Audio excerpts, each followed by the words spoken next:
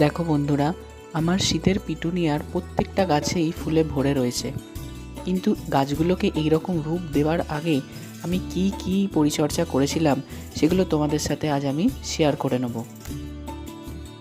গাছগুলোকে আমি এই ছোট অবস্থাতে নার্সারি থেকে এনেছিলাম এবং এই সরাগুলোতে বসিয়েছিলাম। সরাগুলোতে বসানোর ঠিক 15 দিন পর থেকে আমি খাবার দেওয়া শুরু করেছিলাম।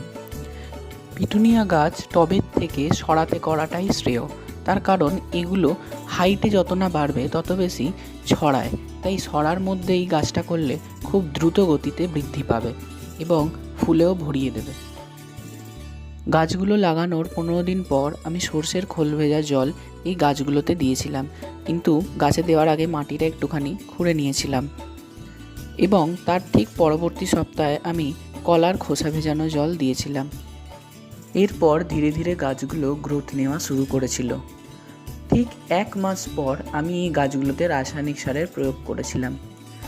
তার কারণ প্রথমেই যদি রাসায়নিক সার দিয়ে দিই তাহলে গাছগুলো নিতে পারবে না। গাছগুলোকে প্রথমে একটা ঠিকঠাক গ্রোথে আনা দরকার।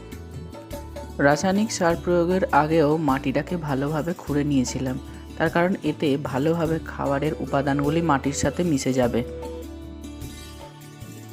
এখানে রাসায়নিক সার হিসাবে আমি ডিএপি এবং পটাশের ব্যবহার করেছি, যা আপনারা যে কোনো নার্সারি থেকেই পেতে পারেন।